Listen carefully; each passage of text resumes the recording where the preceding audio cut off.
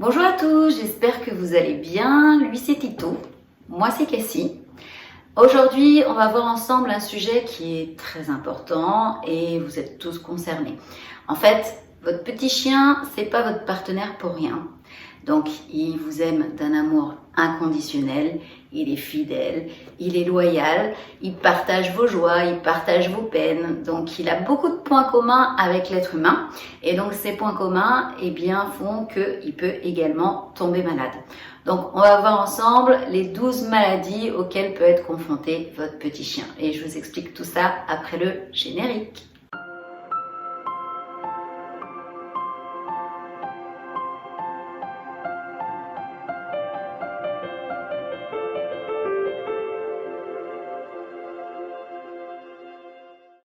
Avant de continuer, je voudrais remercier toutes les personnes qui se sont abonnées à notre chaîne, à Tito et à moi. Merci beaucoup pour votre fidélité et pour votre confiance.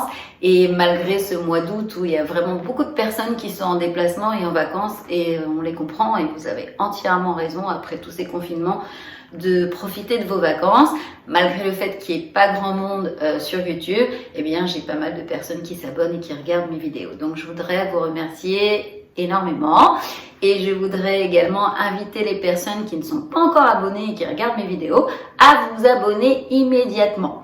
Et si vous aimez la vidéo, n'oubliez pas de mettre un petit pouce bleu et d'activer les notifications. Allez, on commence tout de suite. Ouais, j'allais dire Tito, il reste avec nous. D'habitude, il s'en va, mais là, qu'est-ce que tu veux, mon nid? Tu descends? Alors, on va le faire descendre, petit bébé d'amour.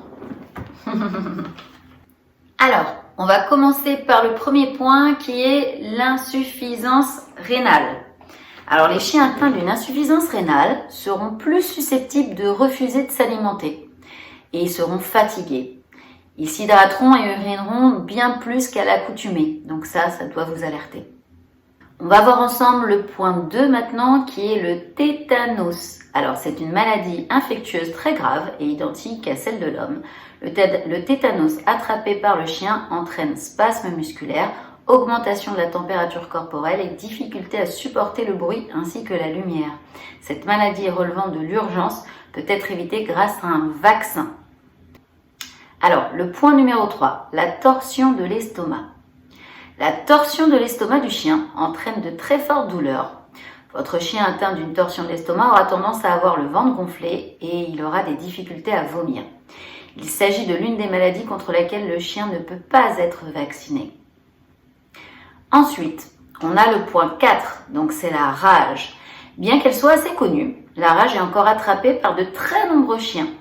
Transmise à l'homme ou à d'autres chiens par le biais d'une morsure de l'animal atteint, elle entraîne démangeaison, paralysie et accès de colère du chien qui peut en mourir s'il n'est pas pris en charge rapidement.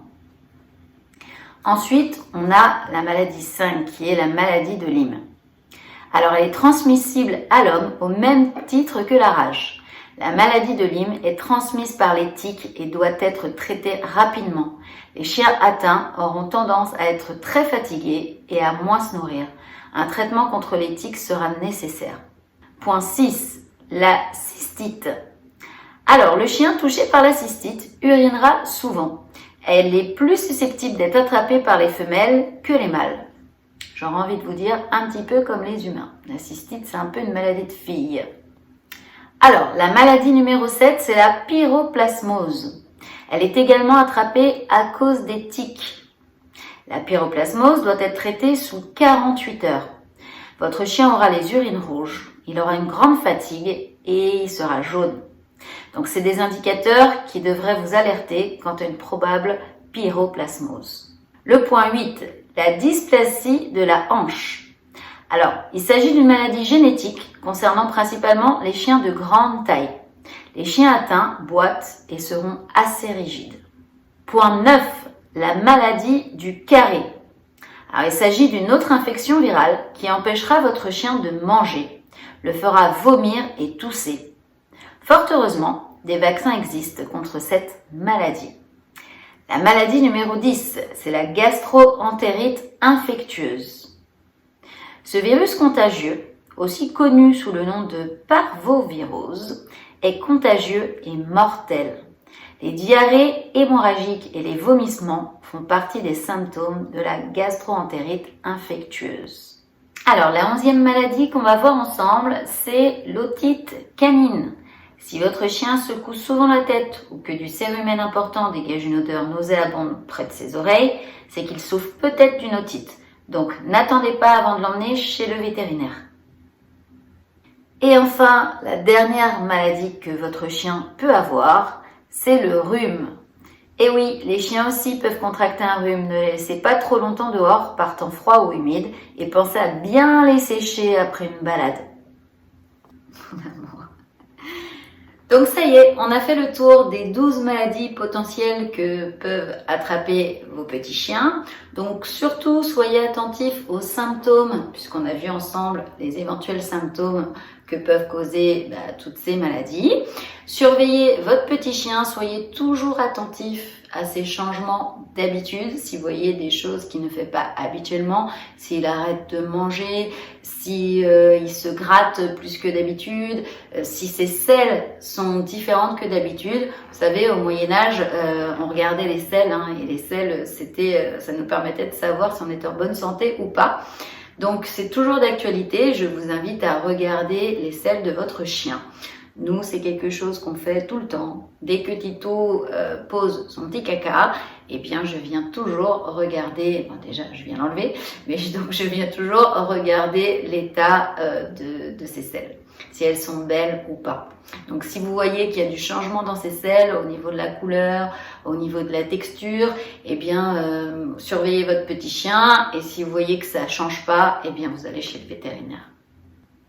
On en a fini pour cette vidéo, j'espère qu'elle vous aura plu et surtout qu'elle vous sera utile.